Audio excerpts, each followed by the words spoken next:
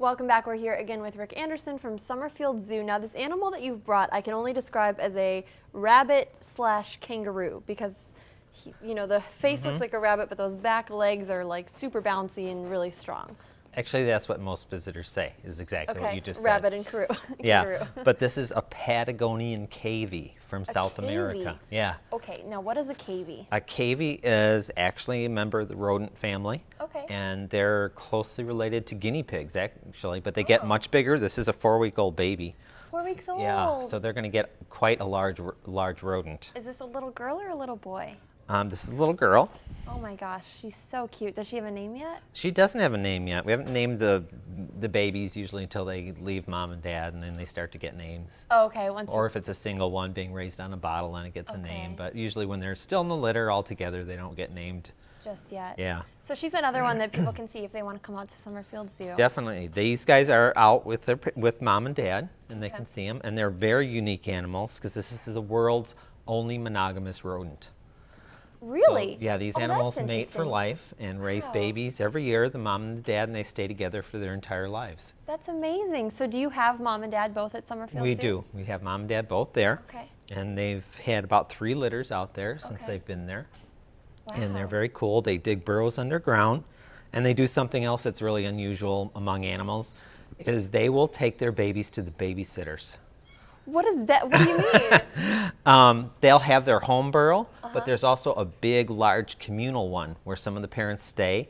And when the mom and dad want to go feed, they will actually go there, drop their kids off, and go out feeding for the day. And they come back, and the babies know exactly which ones are their parents, and they run out when they come back, and they take them back to their home burrow. That's amazing. Isn't that? Is that the only animal that does that? I've never heard of that. Oh my gosh. Wow, they've always done that? They do that in the wild? They do that in the wild, yeah. Oh my gosh, that's incredible. So if the families are so close-knit, then do the kids, when they grow up, do they still connect with their parents, or do they separate from their parents and go off on their own? They separate from their parents and go off on their own, and they find a mate of their own and mate for life with whoever they find for their mate, yeah. Oh my gosh, you're so much cooler than I thought. Now this is one that I think I probably shouldn't ask to hold because she seems a little jumpy. Can I pet her, or is she going to freak out? You can pet her. Here. Okay. Right in her back. Slowly. Yeah, these are little prey animals. All kinds of things want to eat them, so they're a little more nervous than they're some of the. programmed to run. They're programmed to run, definitely. I gotcha. Run and hide and. Yeah, those sharp little claws too. I don't know if you can see these, or she'll let me show you. Yeah, they're super pointy nails. I don't know if you guys can get a shot of that. And is that for the digging then? That's definitely for the digging, yeah. Wow, you could do some good digging with those nails. So how many of these guys do you have? Right now we have the one pair and the babies. Okay. And they're very cool to watch because they walk, they run, they also will pronk like a deer does, bounce on all 4 legs at the same time. Yeah. Oh, I'd love to see that, but I'm sure if you put her down, we'll never get her again. Will they kind of hop around like a rabbit? Oh, sorry, I didn't mean to scare you. That's so funny. So you said that the adult ones that you have had babies before. Yeah. So do you end up giving those babies away to other zoos then? Yeah. Mm-hmm. Okay. And then so how does that work? They'll buy a male from somewhere and a female from somewhere, and then those two will mate for life? Yeah. Are they finicky about it? Like, what if you get 2 that don't get along? Or are they all just like, no, oh, that's whatever, pretty unusual. you're If fine. you have 2 that don't get along, it's pretty unusual. Okay.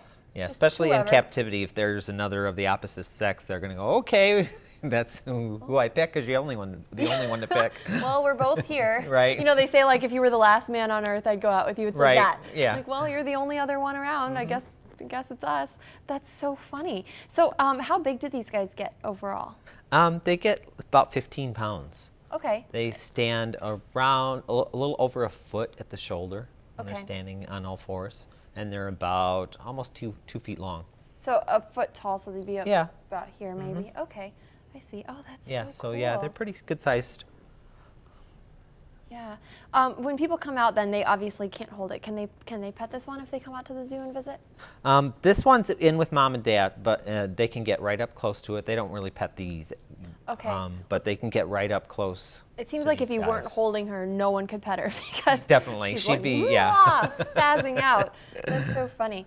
While you're here too, we want to talk about an interesting event that you guys have coming up, and I think it's this coming Saturday, right? The wolf thing. Right, September 8th. How does this work? It's called Howl with Wolves, and that's what you do. You do. You need to get tickets for it. It's one of the few times we have the zoo open in the evening, so it's a unique experience because actually you can see all the zoo animals in the evening, which they do act differently at night than they do during the day, especially, of course, the nocturnal animals. Oh, well, sure. Yeah, that's interesting. Which ones do you have that are nocturnal? Are they just sleeping all day when people come to visit? Some of them are, and then some of those nocturnal ones we do have out in the animal show on the weekends, so people can see them, but they're still going to be much more active and different acting at night.